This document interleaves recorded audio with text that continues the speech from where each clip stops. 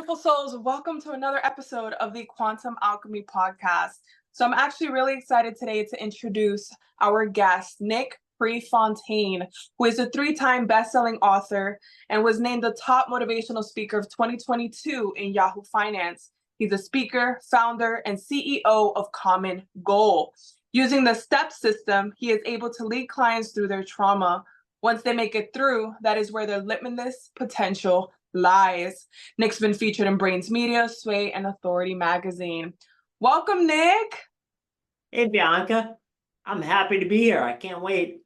Yes, I'm actually really excited for you to be on the show. So I know that you have a tremendous story to share with us, and I know that my audience would love to hear what that is. So let's go ahead and begin. So I know that you had, actually, before we do that, please tell me a little bit about your background, about you growing up and stuff like that.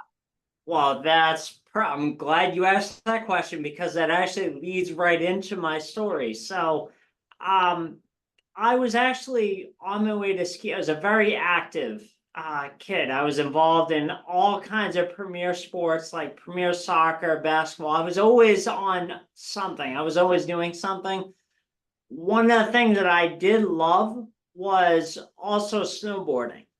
And I was in ski club with my friends, and on our way to ski club, we got released a little bit early. So it's always, for an eighth grader, it's always super exciting when you're released a little bit early from school. So my friends and I had brought our snowboard gear onto the bus to get ready so we wouldn't miss a precious moment once we got to the mountain. And I was getting ready and getting everything on, and I realized that I forgot one thing that I did usually bring to this mountain that I went to ski club because it was a little bigger than what I was used to.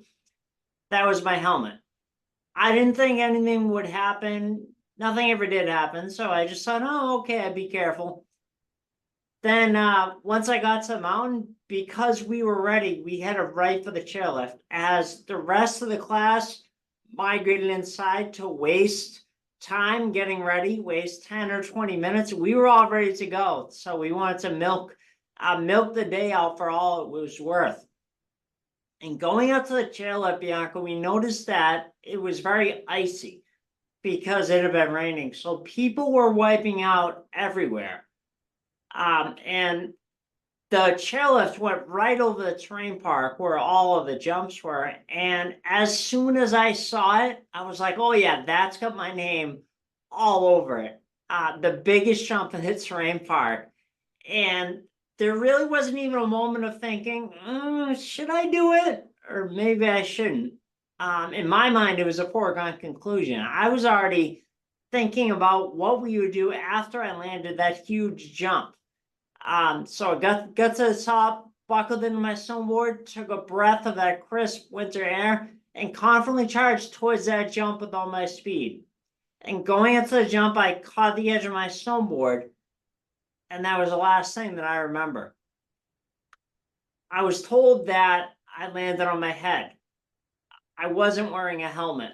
So I was told that's the last thing that I remember, but the rest of the day, and what I'm about to share was just a result of piecing together the rest of the day from eyewitness accounts, doctors, paramedics, things like that. So I was told that I went off the jump and I landed on my head. I wasn't wearing a helmet. And I later learned that my goggles were the only protection that my head had. Now, I wore some pretty big goggles with a lot of padding, and I really never would have fathomed that I would need them to brace my fall. So as I rolled down the mountain, the goggles mysteriously moved, or I mean, I believe everything happens for a reason, so maybe not so mysterious, but, rather, I really do believe that everything happens for a reason. So I just, to learn later that my goggles, like each impact, my goggles moved around to brace my fall is pretty crazy. So that's the first thing. The second thing was they wanted to bring a helicopter to the mountain to rush me to the hospital. They couldn't because it was too windy. So they sent in an ambulance, and out of all the paramedics in the county, there was only one who could intubate on the spot. And I needed that because of the severity of my injury. I needed that to be able to breathe.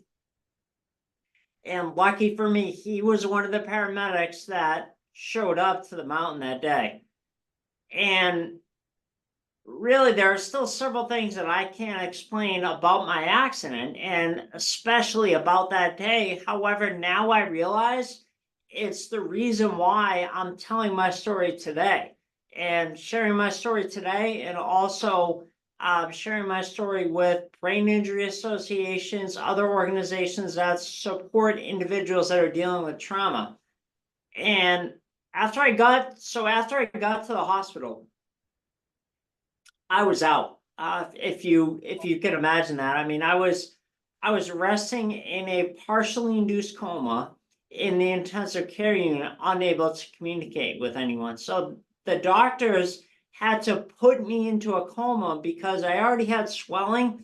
The swelling in my brain was already such that they were worried if I woke up and panicked, it would increase and then I would have died. So they said without being induced, I would have been out for 7 to 10 days at a minimum. And they had to put me into a coma so that my body could heal, so the swelling would come down. And early on, my parents, like the doctors, so the doctors weren't, this is the third thing that happened. The doctors weren't doing anything malicious. They were just doing their job. Oh, okay, we have to go share our thoughts and our results and our prognosis with his parents, who were right next to me in my intensive care unit room. So they went into the room and they started to share, well, okay, here's what happened and everything. My mom stopped them. She said, no, not in front of him, because she understood that even though I was in a coma, that I was still taking in information. So she made the doctors step outside. And I used to say, up until a few months ago, Bianca, I used to say my parents stopped the doctors. And then I was on my dad's, one of my dad's podcasts, and he said, I was telling it, and he said, whoa, whoa, whoa. I don't want to take credit for it. That wasn't me. That was your mom. So it was my mom that stopped the doctors and said, not in front of him. So once they were outside of my room, that's where the doctors explained that, look, he's been in a snowboarding accident, went off a jump, landed on his head, suffered a traumatic brain injury. We had to put him in a partially induced coma, and we don't even know how long he's going to be out, and even if he'll come out, and if he does come out, he's probably not going to be able to walk, talk, or eat on his own ever again. Wow. So my parents took the information.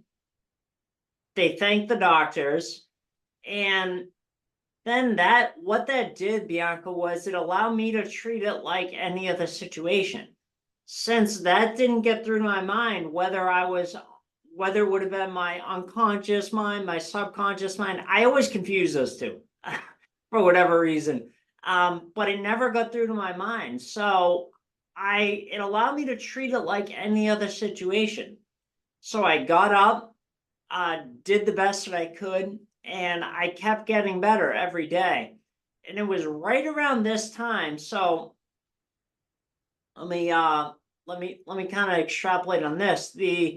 I was in the coma total for 3 weeks, and I really don't remember a month. And it was a partially induced coma, as I mentioned. So it wasn't like I opened my eyes and it was back, like had full memory and comprehension and everything. It wasn't like you see in the movies. It definitely wasn't that experience. So I had to be slowly taken off the drugs. So that's why I don't remember a month. And after a month, I was transported to a rehab hospital. in Boston. And that's where I began my journey. And this allowed me, because none of this information got through to me, it just allowed me to treat it like any other situation. This was really no different than any other challenge that I'd faced up to this point in my life. So as soon as I was aware of my surroundings and the work that was left in front of me, I just treated it like any other situation. I got up, did the best that I could, and I kept getting better every day. And it was around this point that I started unknowingly to utilize a system to not only make a full recovery, but run out of the hospital. And that's that's what we teach to this day. And I teach it in my keynotes that I give to brain injury associations, and also in our one-on-one work with clients. That's the STEP system. And what I can do is just give everyone a 10,000-foot view of the STEP system. So STEP is an acronym. It stands for support. Support, make sure that you have the support of your family and friends. This is going to have you falling back on relationships that you built prior to your setback. T is trust. Trust that once you take your first step, your next step is always going to be available to you. And this also starts with trusting that voice that you have inside of you. Follow it. We all have a voice inside of us, and to follow it. And just if I can go into detail a little bit here. So after coming out of my coma, and when my memories first start firing, and I first start having memories after being transported to the rehab hospital, I could overhear, Bianca, my parents talking with the doctors and them saying that, okay, what do we have to do to make sure Nick makes a full recovery? And I heard in the back of my head that this is about trusting that voice that we all hear inside of us. I heard in the back of my head, no, you're going to run out. So then running out of the hospital became our common goal. So trusting and tuning into that voice that you hear inside of you. E is energy. Energy, maintaining your energy allows your body's natural ability to be able to heal itself. And medication has the potential to get in the way of that. So obviously within reason here, that first stay in the hospital costs $250,000. So I needed modern medicine to help keep me alive. However, after coming out of the ICU, I needed to get off all the medication and drugs that were being pumped into me to help keep me alive. And I still work on that for maintenance to this day. And then finally, P is persistence.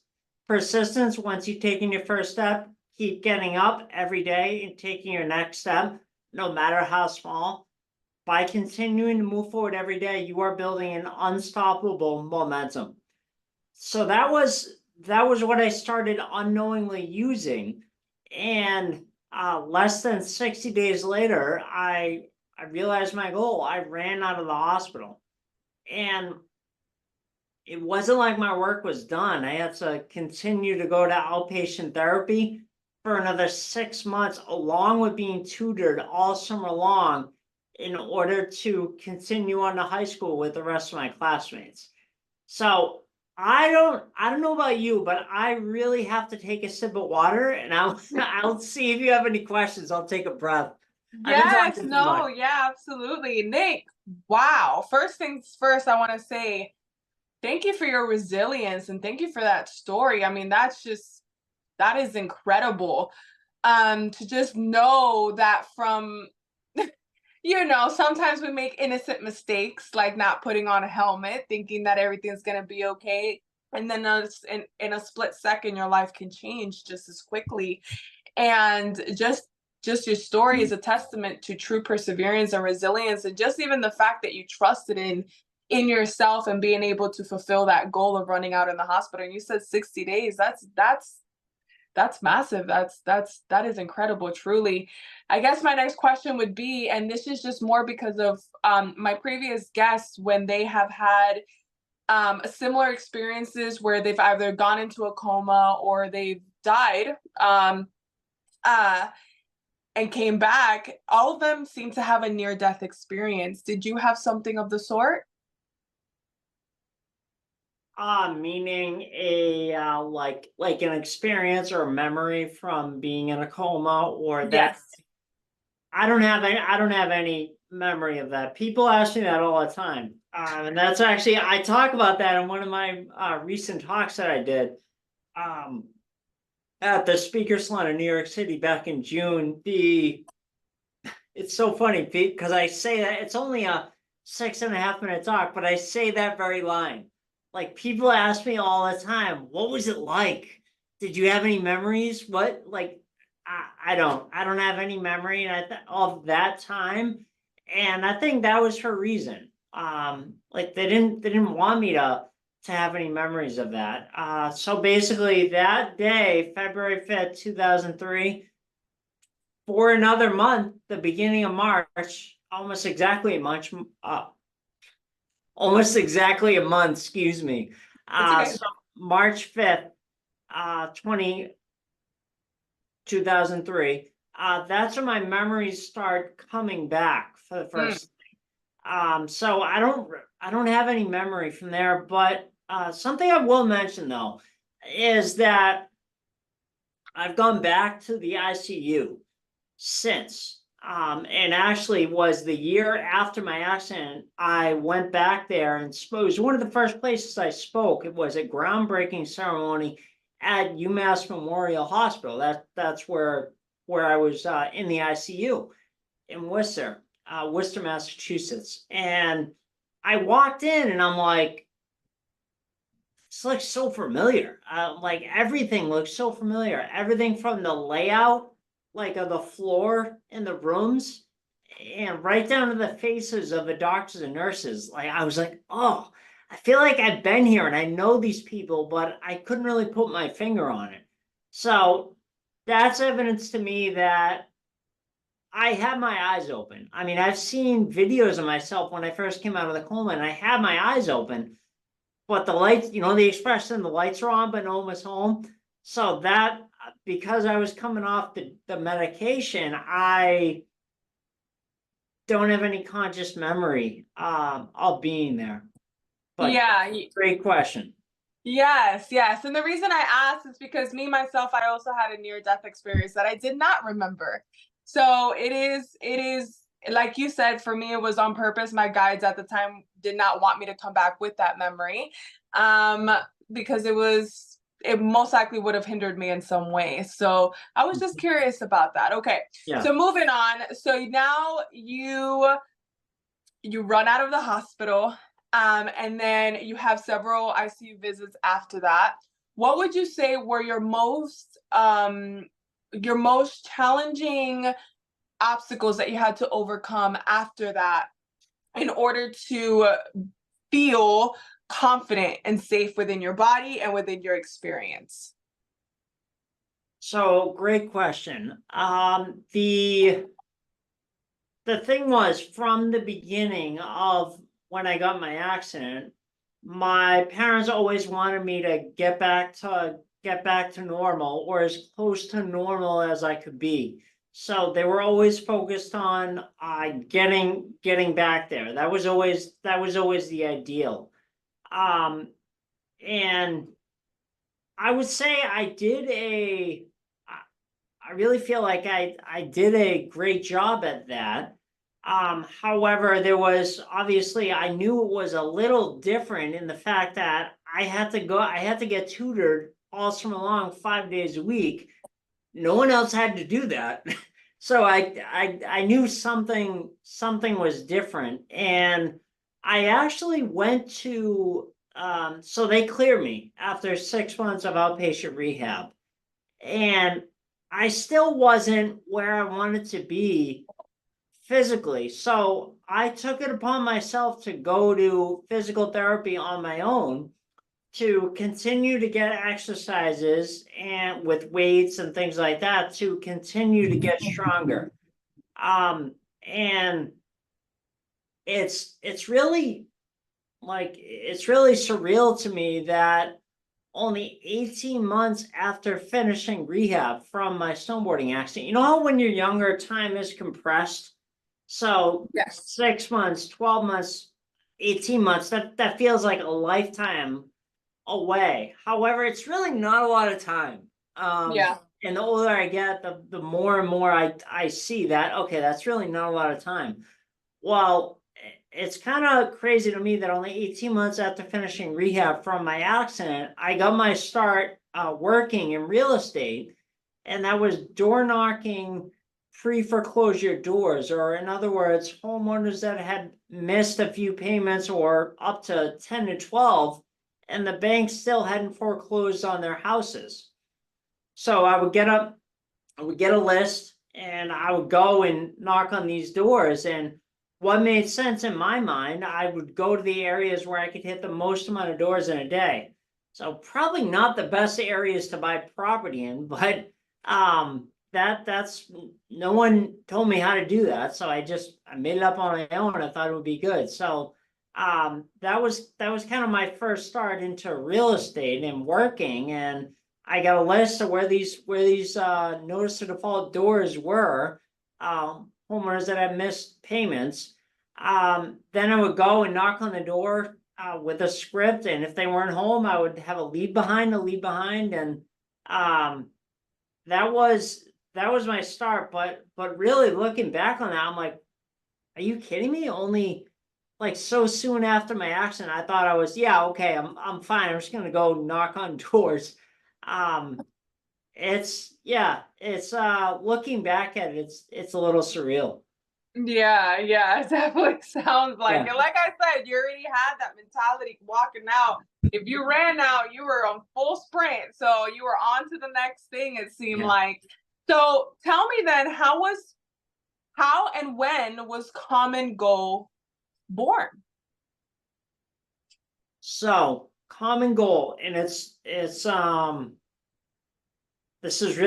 has been so interesting to me just because ever since I don't want to say running out of the hospital because I was still dealing with I still wasn't really better per se yet. I was 14 years old. I still had to go to school and deal with all the high school and like all those challenges and everything. Um, However, ever since I graduated high school, I've always had this voice in the back of my head and I've always naturally done it, and I've always gravitated towards people who are going through trauma, whether that's suffering any life challenge or crisis or trauma. I've always I've always naturally done it. So whenever that happens, like an accident or any kind of life challenge or trauma, people are always like, "Oh, have you talked to Nick? You have to talk to Nick." And I've always just naturally helped them navigate it, and I've unknowingly shared the step system with them to allow them to get to the other side of their trauma and thrive with the rest of their lives. So after high school, I got my real estate license, and no matter what I'm doing, whether it's being a realtor or then I was a realtor full time for 6 years, but that voice was always in the back of my head, and it wouldn't go away, and it was always there.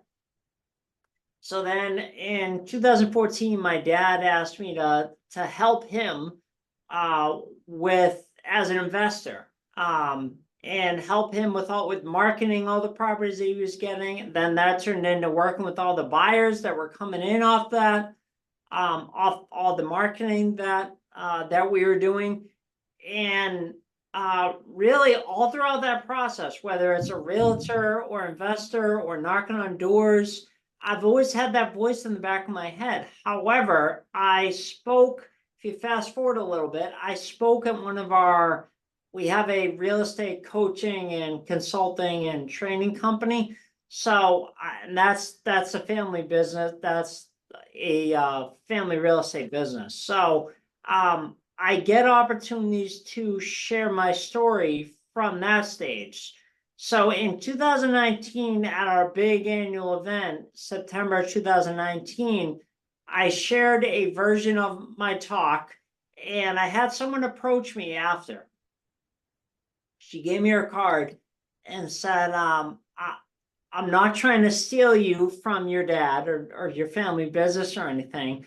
However, if you're ever looking to fine tune your message and your story so you're able to impact and affect the most amount of individuals possible, I can open some doors for you and introduce you to a few key people in the industry that can point you in the right direction and can help you. And I wasn't ready. I haven't touched on this yet. And that's in 2012, I developed a voice issue. Bianca, I just it was almost like I couldn't get the words out. That's like how it sounded. It sounded painful, but it wasn't painful to me. I just couldn't figure it out. So I developed that in 2012. I looked everywhere for answers, and I went to all these doctors and specialists, and no one could tell me what. They looked at all my levels and were like, "Oh no, you're fine. You're all set. Maybe you should just take a few weeks off from being on the phone and prospecting and like working with clients. You'll be okay." Well, it didn't. It wasn't that simple. So let me see, in November of 2012, I'm sorry, 2012, excuse me. I went on my own to a speech therapist at the local hospital, and I was going on my own, and I was like, I know something's not right, but no one can tell me what's going on. So they gave me all these different exercises, all these techniques, and I started off seeing them once a week, then it was twice a week. By the end of April 2013, I was seeing her 3 to 4 times a week. And really, the exercises helped and gave me a strategy for dealing with the issue, but nothing ever did was really fixing it. And I could have stopped here and given up. However, this practice of one step at a time is what I know to be the solution to all life's problems. So I remember having a final appointment with them in May of 2013, and they said, "We have tried everything that we could think of, given you every tactic, every technique, every strategy, and at this point, the only thing that we can recommend is that you go and see the voice specialist in Boston." And I guess there are only like 35 of these specialists in the whole country, and one of them was right in Boston, a 2-hour drive away. So I gave in. I went to an appointment with him, and I worked up in my head what a big deal this was, what a monumental thing going to Boston was for the past year. And I sat down in his office. I was blown away when this guy, Dr. Song, walked in the room, heard me speak, and right away nonchalantly goes, "Oh, that? Yeah, we deal with that all the time. We'll get it fixed in no time. Go see the front desk and schedule a Botox injection in a couple of weeks." And I was like, I was shocked. Like my mouth hit the floor. So in August of 2013, I started getting Botox injections into my vocal folds to help relieve the tension. And then when I would lose my voice typically for 2 to 3 weeks. And then when my voice started coming back, that's when I would work with their higher level voice therapist to retrain my throat muscles back to how they were before I developed any issues. So that was quite the journey. I started receiving Botox injections in 2013, and I received my last one in February of 2020, like right before the world shut down. So I had to receive them, and I had to work on this for 8 or 9 years. And it's really all throughout that, though, there has always been this voice in the back of my head telling me that, okay, great, but what you really need to be doing is telling your story from stage and helping individuals that are going through trauma get through to the other side and thrive with the rest of their lives. So how this all fits with a approaching me after I spoke in 2019, I was still dealing with it then. I still had a couple of treatments that I had to get, and I was still, like, you could hear it was strained. So she gave me her card. I wasn't ready. However, I always hung on to her card. And in May of 2021, I finally reached out to her and said, okay, I'm ready. What do I do? Point me in the right direction, who I need to be talking to and everything. She introduced me to her mentor, which has become my mentor, Trisha Brooke. And I had a phone call with her. I shared my goals with her and what I was looking to do. And ever since that phone call, Bianca, there has been no voice in the back of my head. So now that's evidence to me that I'm doing exactly what I was put on this earth to do, which is help individuals get through their trauma and thrive with the rest of their lives. So that is that is a long answer to your question, but that's where Common Goal came from. That's beautiful. Yeah, yeah. And as you were speaking, what kept coming up for me is that it seemed like, and I don't know if you're maybe aware of with this notion, but it seems like your throat chakra was extremely blocked. There seems to be a little bit of self-expression that was there was the opportunity for your creative and your self-expression and your truth to be able to be expressed, but out of fear or just not being aware of it, you were not able to do so. And so you went through the process, like you said, step by step, one by one, started peeling back the layers, doing what was needed in order to open that up for you to feel confident in expressing your truth.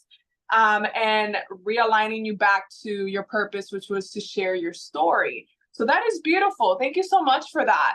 And so then, Nick, what is next for you? What do you see yourself doing? Where is your mission taking you?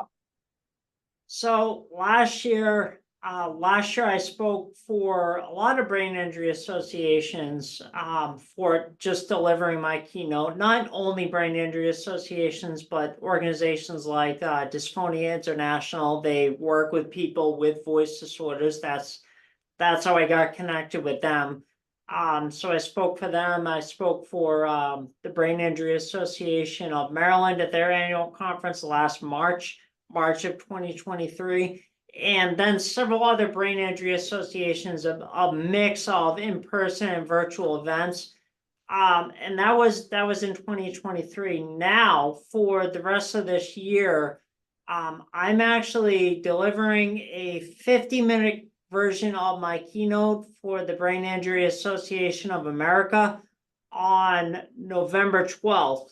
And that's pretty exciting for me, just because that's a big reach. I'm able to share the STEP system and help in effect other people that are going through brain injury mainly, but that are going through any trauma. I'm able to help them and share my message. Then the following month in December, I'm speaking for the Brain Injury Association of Vermont at their annual conference, and they had to pivot last minute and go all virtual. So I'm sharing the same 50-minute version there. Then what I see is next is continuing to share my keynote and the STEP system with all kinds of individuals. There's such a mass implication or a mass appeal for the STEP system, application for the STEP system. You can really look at it in every and any aspect of your life. For example, starting Common Goal from the beginning. How do you think I started Common Goal?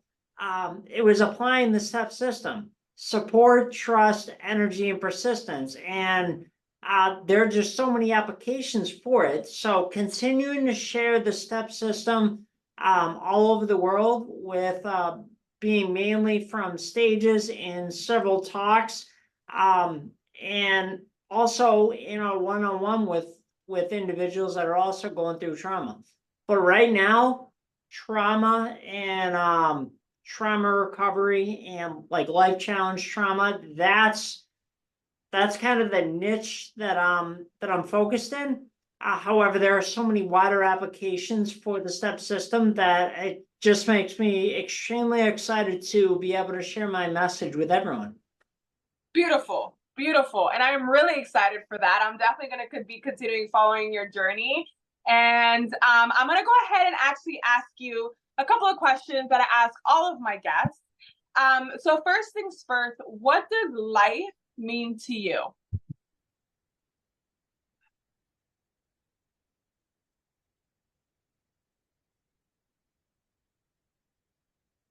What does life mean to me? What does life mean to me? Love. So that's the first word that came to my mind. But love and growth.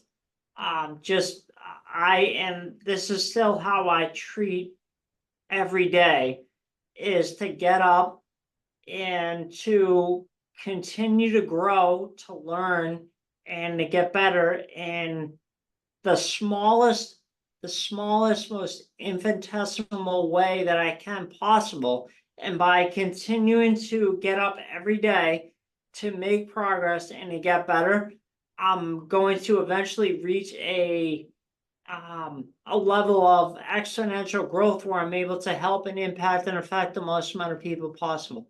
That's why love comes into it. Beautiful, beautiful. If you could go back and talk to 10-year-old Nick, what would you say?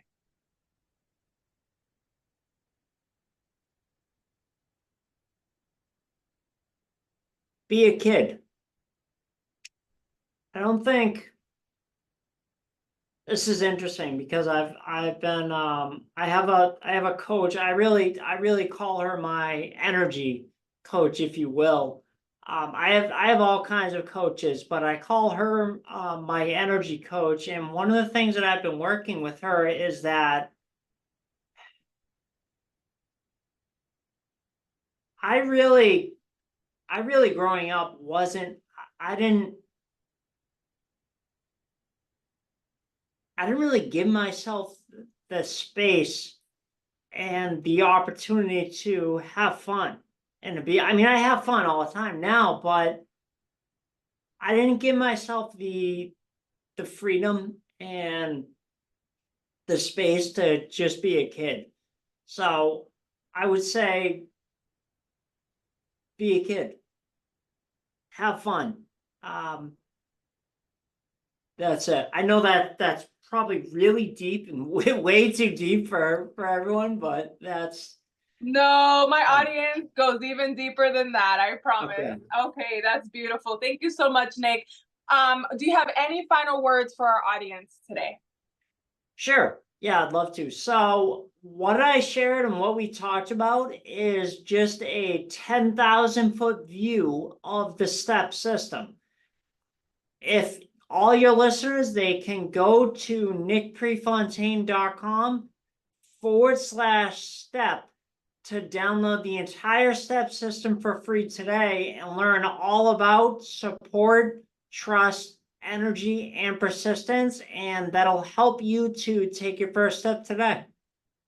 Perfect, perfect. And is this the only way to reach you and contact you? Through your website? That's the easiest place. Yeah. Perfect. All right. So to everyone listening, I'm going to go ahead and put a clickable link in the description below so you guys have easy One more. access. I'm sorry. I just thought of one. That's So all right.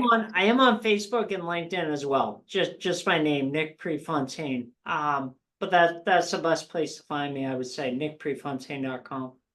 Perfect. Perfect. Yeah. So I'm going to go ahead and have all of that all for you guys for easy access. Nick, thank you so much for sharing your story. Thank you for being vulnerable. Thank you for coming on to the show.